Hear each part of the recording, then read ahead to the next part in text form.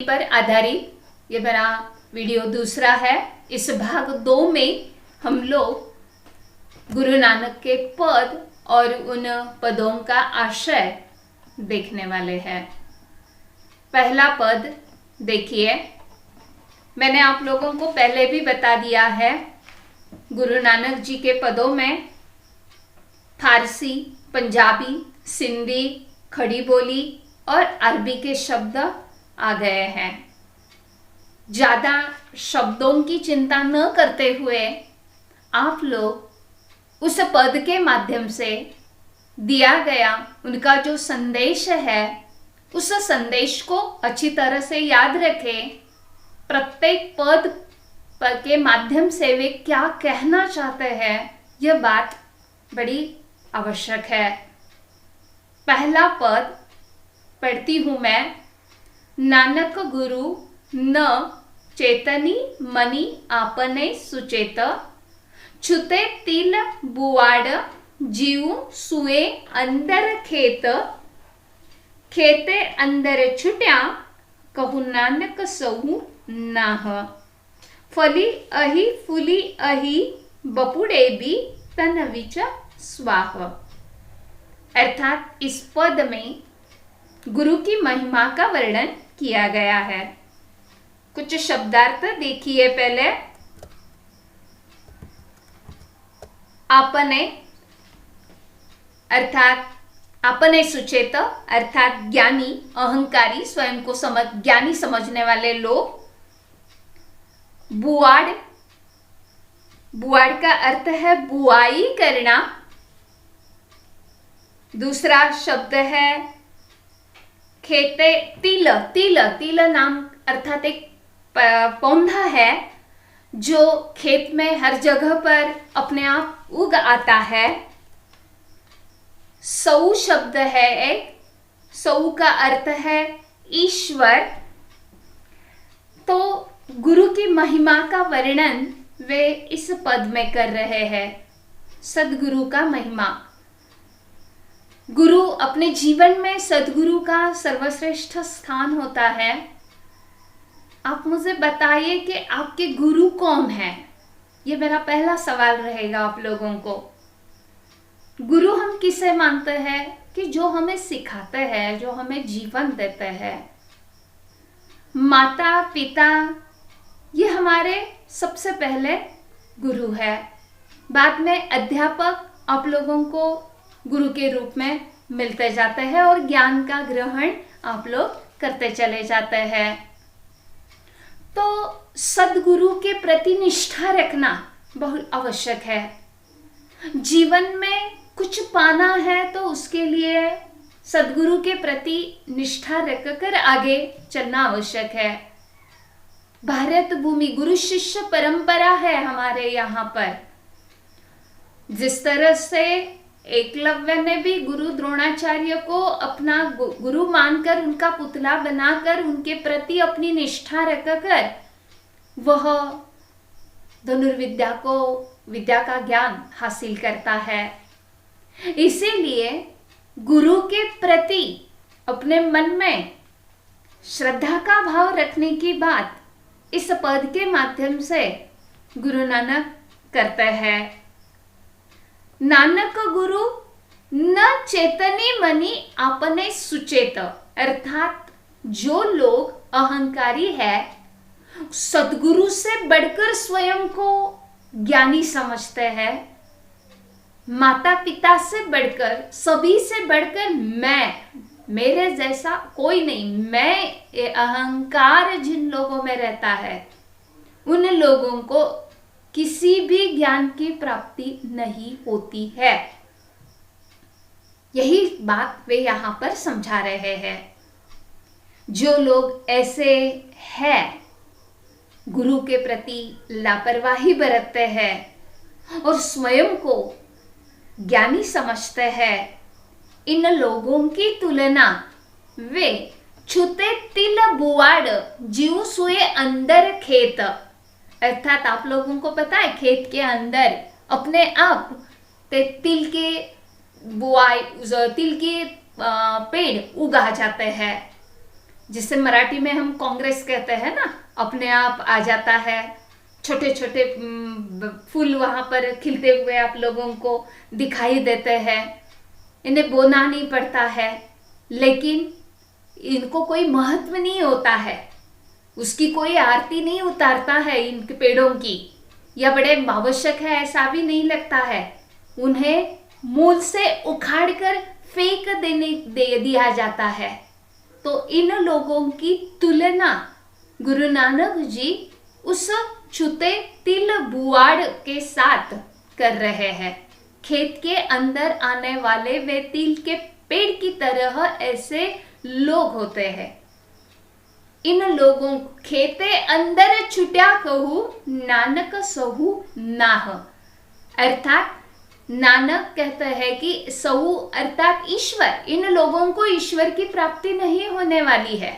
जो ज्ञानी है समझते हैं, स्वयं को घमंडी समझते हैं, अपने सद्गुरु के प्रति लापरवाही बरतते हैं, वे लोग उस खेत के अंदर जो आने वाले तिल के पेड़ है उस पेड़ के समान है, जो बाहर से तो फूलता फूलता दिखाई देता है, लेकिन उसके अंदर जाकर देखने पर केवल गंदगी रहती है, मैल के सिवा वहां पर कुछ नहीं होता है। फली यही फूली अर्थात फूलते हुए दिखाई देते हैं, छोटे छोटे छोटे फूल फल दिखाई देते हैं, लेकिन बड़े बड़े जहरीले होते हैं वे, है ना। उसकी कई बार पूरे शरीर पर उसकी रैशेस आ जाती है, जलन सी हो जाती है, या पेड़ पौधों को वे खा जाते हैं, पौधों का विकास कभी कभी अच्छी तरह से नहीं होता है। अही बपूड़े भी तन विच स्माह, तन यानी शरीर, उनका शरीर केवल जहर से भरा हुआ है। इसीलिए यहाँ गुरु नानक ऐसे जो लोग हैं जो सद्गुरु के प्रति लापरवाह है, सद्गुरु को अपने जीवन में महत्व नहीं देते हैं, सद्गुरु से बढ़कर स्वयं को ज्ञानी समझते हैं, ऐसे लोगों की तुलना खेत के अंदर आने वाले उस तिल के पत्तों के साथ की है। वे लोग उसी तिल के पेड़ के समान बाहर से तो बड़े हरे भरे दिखाई देंगे, लेकिन अंदर बड़ी ही गंदगी फैली हुई दिखाई देती है। तो इस प्रकार इस पहले पद में गुरु नानक जी ने क्या बता दिया है? गुरु की महिमा और सद्गुरु के प्रति हमेशा आदर का भाव आप रखें। यह आप लोगों को संदेश है। अब देखिए पद क्रमांक 2, दूसरा पद देखिए। दूसरे पद में वे क्या कहता है देखिए, जली मोह घसी मसी करी, मती कागद करी सारू, भाई कलम करी चितू लेखारी, गुरु पूछी लिखू बिचारी, लिखू नाम सालाह लिखू, लिखू अंत न पारावार। कुछ शब्दार्थ देखिए पहले। जली, जली मतलब जलाना, मोह अर्थात मोह लोभ समानार्थी दूसरा शब्द, मसी, मसी अर्थात स्याही, दूसरा शब्द मति है, मति का अर्थ बुद्धि, कागज अर्थात कागज, कलम लेखनी, भाई कलम करी मतलब प्रेम की कलम, और सालाह अर्थात ईश्वर को पुकार लिखा हुआ है, पारावर न रहना मतलब सीमा न रहना। सद्गुरु भक्ति की किस तरह से करनी चाहिए यह बात वे यहाँ दूसरे पद के अंतर्गत कर रहे हैं। कर्म की महानता बताते हैं और कर्म करते समय सबसे पहले मन में होने वाला जो मोह है, ईश्वर को पाना है तो सबसे पहले मोह को निकालना होगा। मोह, लोभ, संसार, माया, मोह, प्रेम, इन सभी बातों को छोड़कर हमें ईश्वर को पाने का प्रयास करना चाहिए। जब तक हम मोह में बंधे रहते हैं, थोड़ी सी आध्यात्मिक कविता है छात्राओं, आप लोगों को समझने के लिए थोड़ी सी कठिनाई होगी। एक तो ऊपर से गर्मी के दिन है, आप बड़े बोर होंगे शायद इन सभी बातों को सुनकर, लेकिन क्या करें, अच्छे अंक पाने हैं आप लोगों को। हिंदी विषय आप लोगों के लिए बड़े स्कोर करके देने वाला यह विषय है। कुछ 1-2-3 पद आपको मध्ययुगीन काव्य सिर्फ आपके लिए कठिन लगेगा, लेकिन बाद में बाकी सारा अभ्यासक्रम बड़ा आसान है। इसीलिए सबसे पहले कठिन विषय को मैं आपके सामने रख रही हूं, इसे सुनिए। जली मोह घसी मसी करी, मोह को जलकर राख कर दो, उसकी स्याही बनाओ। ऐसे करते हैं, जलाकर राख स्याही बनाओ मोह की, बिल्कुल मन से मोह निकाल दो। और क्या करो, मति कागज करी सारू, मति अर्थात बुद्धि, बुद्धि को हमेशा जागृत रखे और इस बुद्धि से बुद्धि रूपी कागज बनाओ, प्रेम रूपी कलम लिख बनाओ।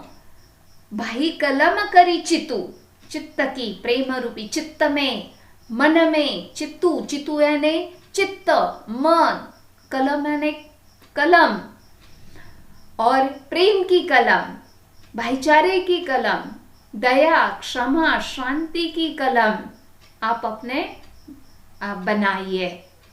और गुरु पूछी लिखू विचारी, अपने गुरु सदगुरु के, और क्या करो, अपने सदगुरु के शरण में जाओ। गुरु पूछी लिखू विचारी, गुरु से पूछो, लिखने की बात करने लेकर रहे, लिखने की, प्रेम की, ईश्वर की प्रेम की बात, लिखने की बात आप लोगों को कह रहे हैं, लेकिन इसके लिए सदगुरु को बताइए। पहले